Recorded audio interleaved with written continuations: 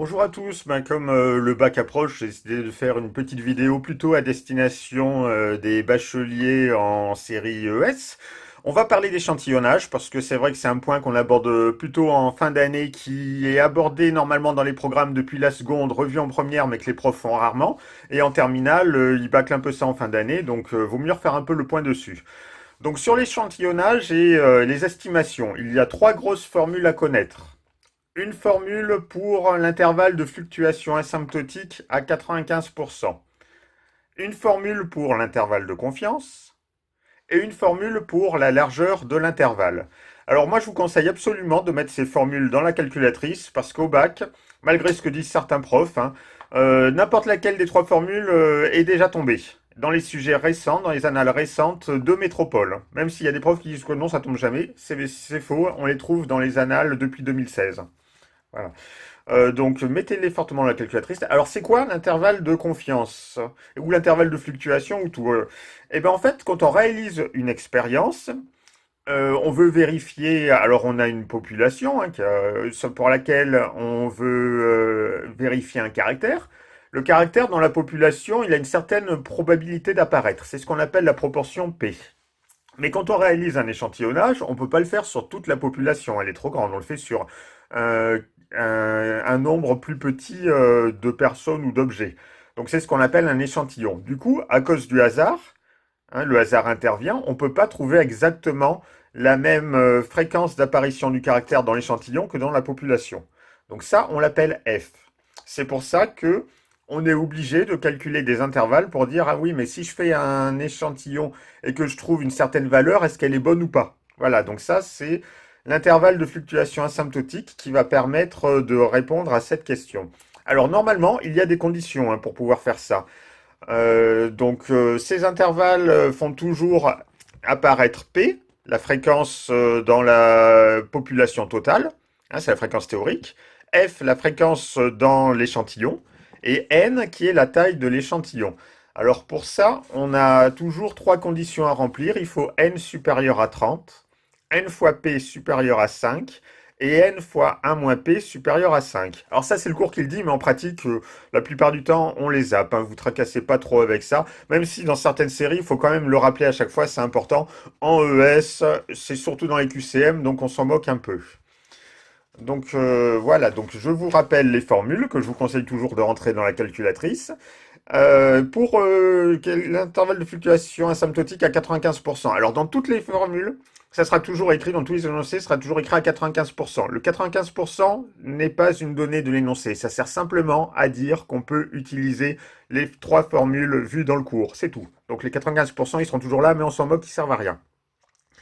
La largeur de l'intervalle de confiance, elle sert simplement à donner une idée de la précision.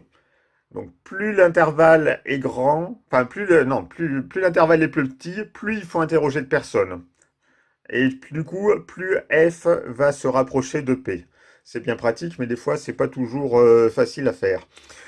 Dans les calculs, F et P, toujours en valeur décimale, il vaut mieux, même si des fois F, on peut le laisser sous forme de fraction. Mais P, on ne laisse pas en pourcentage. F et P sont toujours des nombres compris entre 0 et 1. Sinon, si vous laissez P en pourcent, ça ne va pas marcher du tout, vos calculs. Alors, pour calculer F, alors P sera toujours donné dans les énoncés.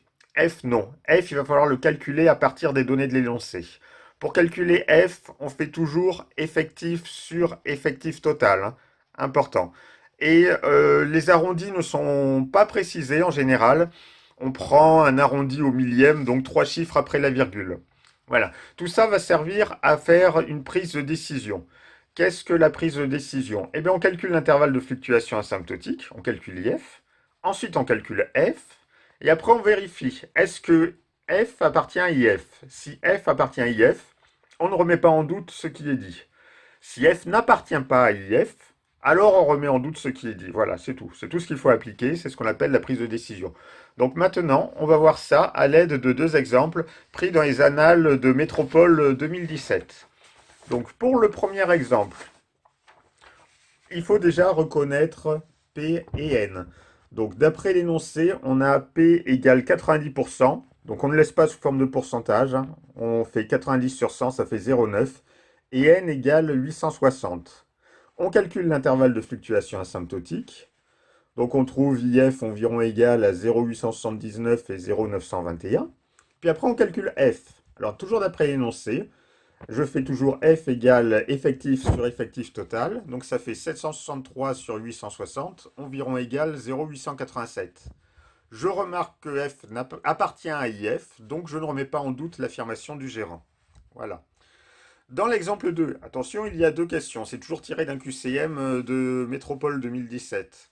Donc pour l'intervalle de confiance, on a d'après l'énoncé F égale 438 sur 500 égale 0,876 et N égale 500. Donc j'applique la formule pour l'intervalle de confiance. Je trouve un intervalle de confiance environ égal à 0,831 et 0,921. Voilà, c'est une application directe du cours. Il faut juste appliquer la bonne formule.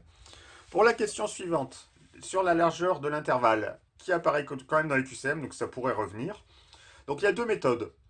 La méthode la plus simple, comme c'est un QCM, il n'y a pas besoin de justifier.